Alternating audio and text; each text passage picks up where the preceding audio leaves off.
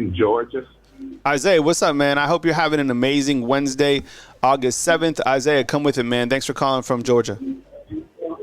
Man, I appreciate you, man. I've been calling in so many times, man, actually trying to reach you. I would actually like to talk about Emmanuel Henderson because I don't think he gets enough love in the receiving corps. You know what? Thank you so much for calling, first of all.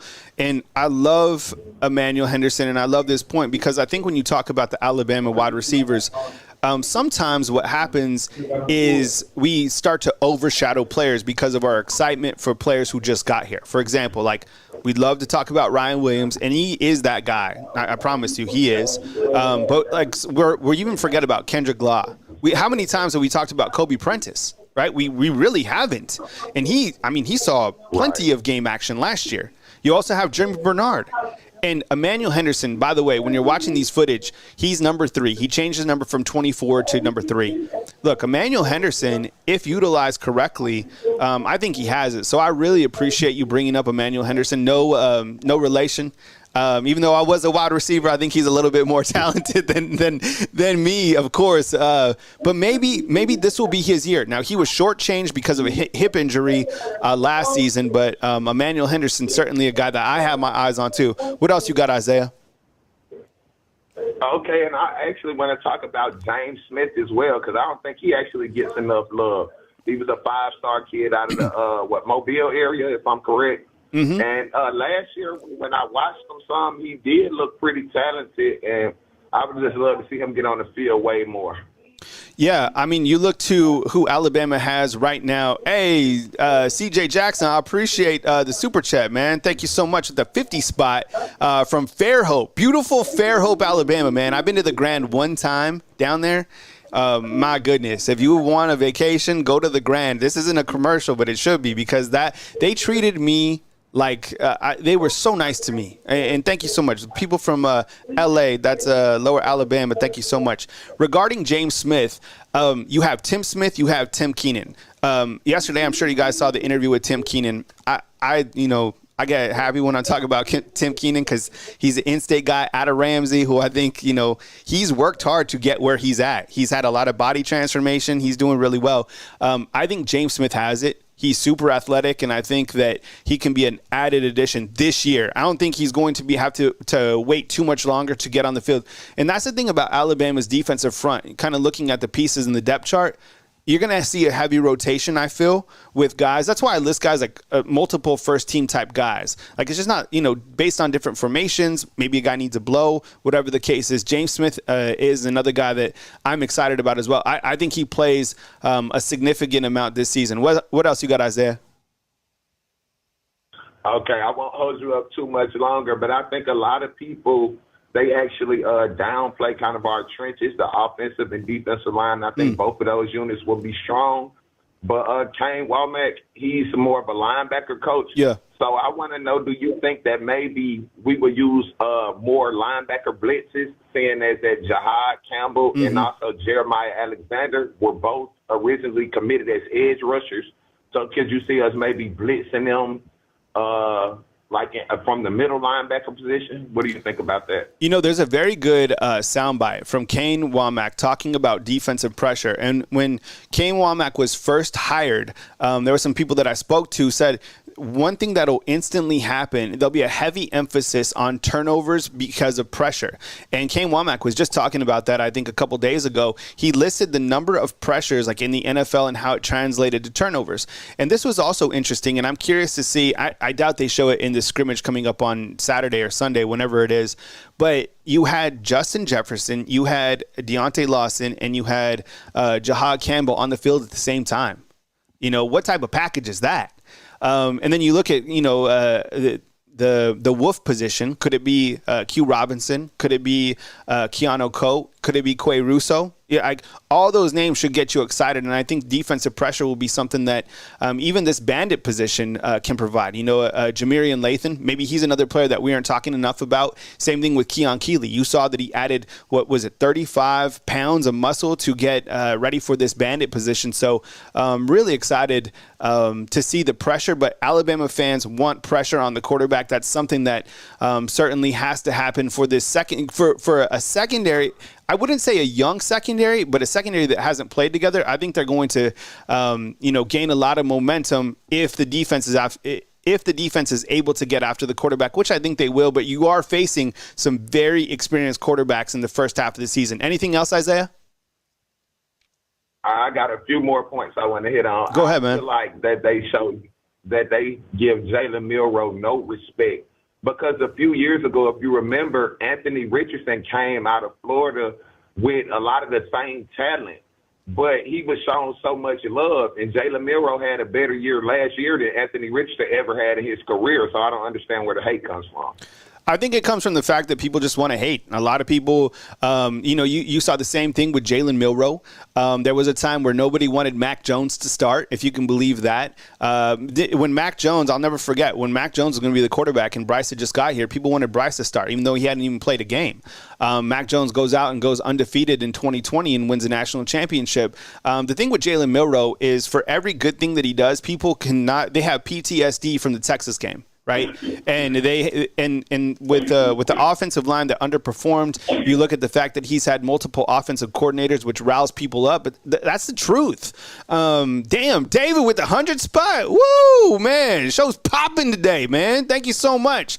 People are going to hate. And look, Jalen Milroe is the guy.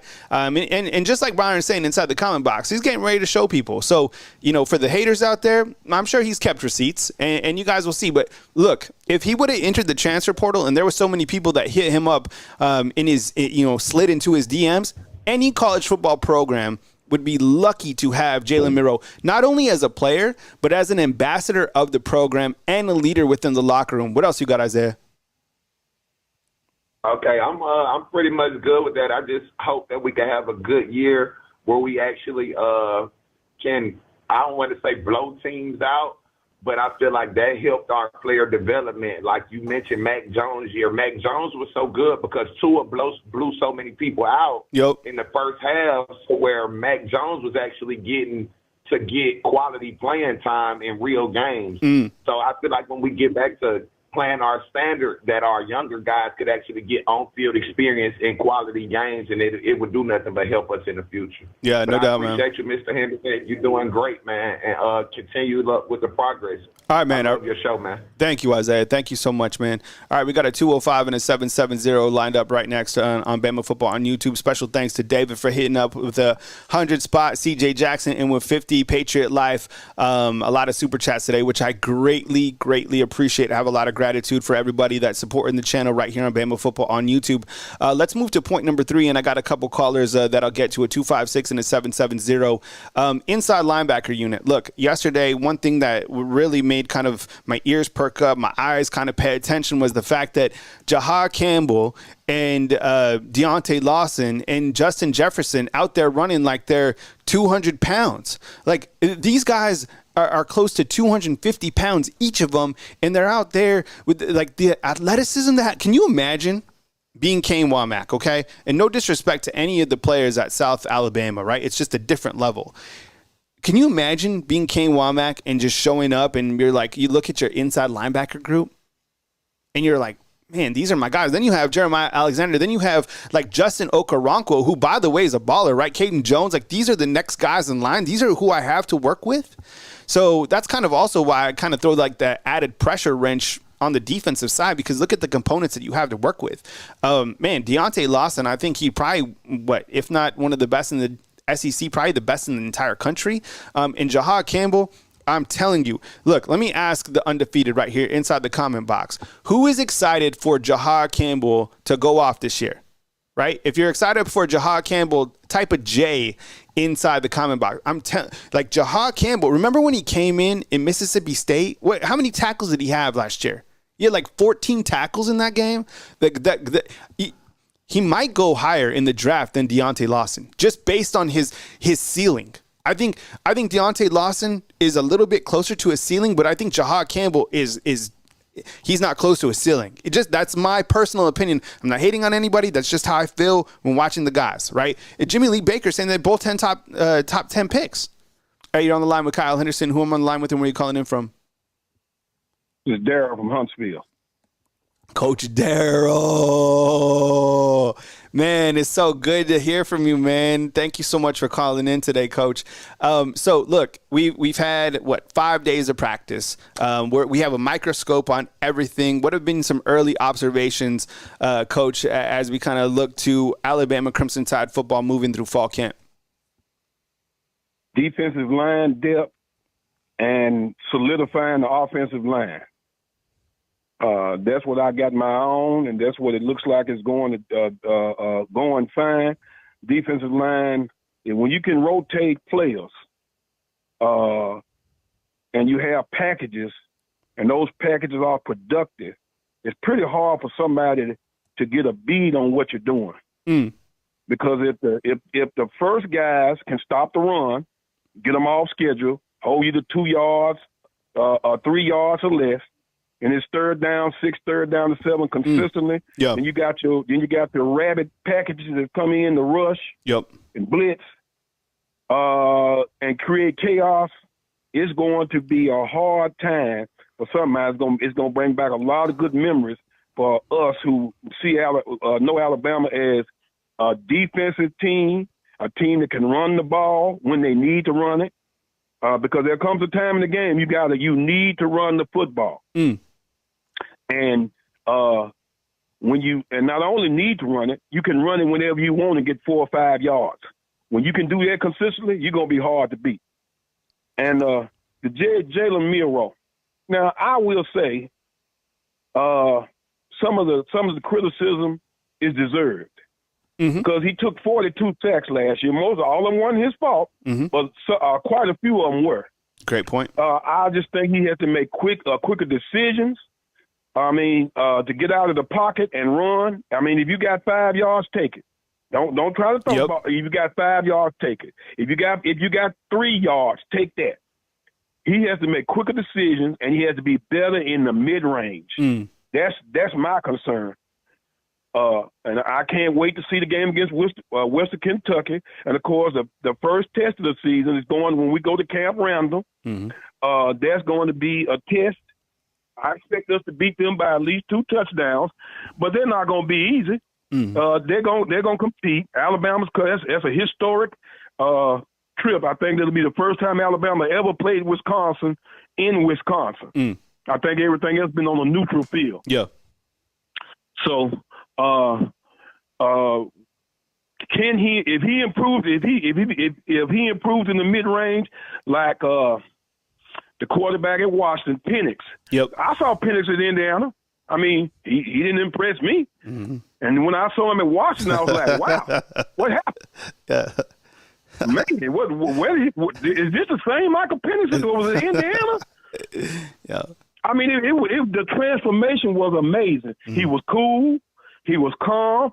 He knew where he was going. He understood his reads. He understood what his receiver was supposed to do.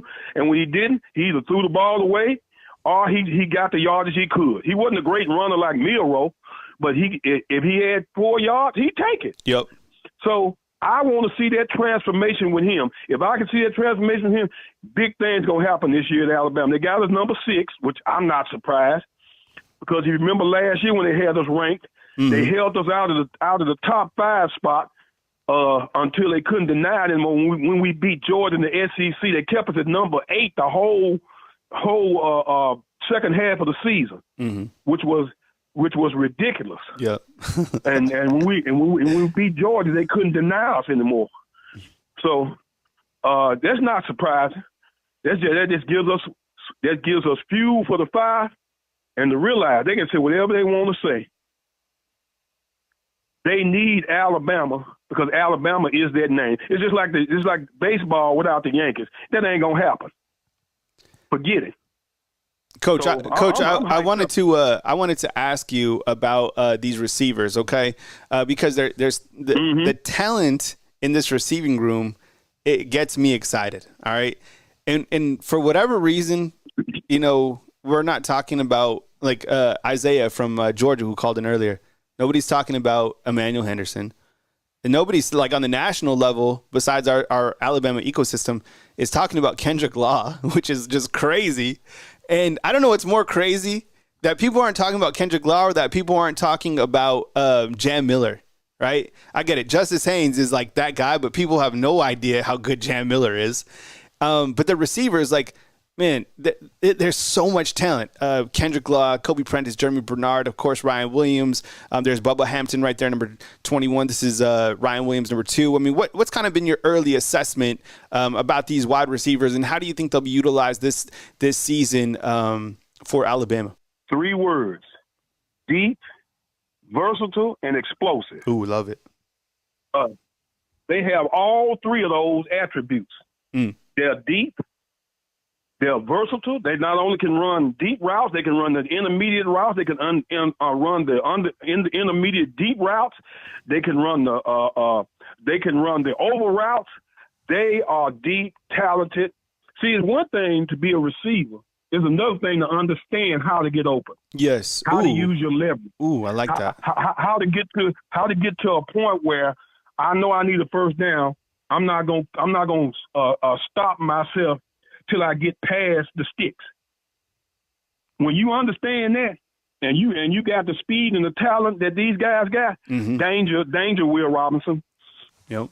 And you know what? The thing about being a wide receiver, too, that I think these wide receivers, will do is a lot of it is coming back to the football, right? Understanding kind of down and distance. Right. Where do I have to get, but do I have to come back to my quarterback? I think these wide receivers are experienced enough to be able to do that. And I think, honestly, if you're creative enough, whether it's some jet sweeps, whatever it is, that I think these wide receivers absolutely going to wreak havoc on, college football. Hey, Coach Darrell, I got to get to my next caller, but I really appreciate you calling in. I love catching up with you. You have such great football context and dialogue. Coach Darrell out of Huntsville, thank you so much for calling in, man. Appreciate you.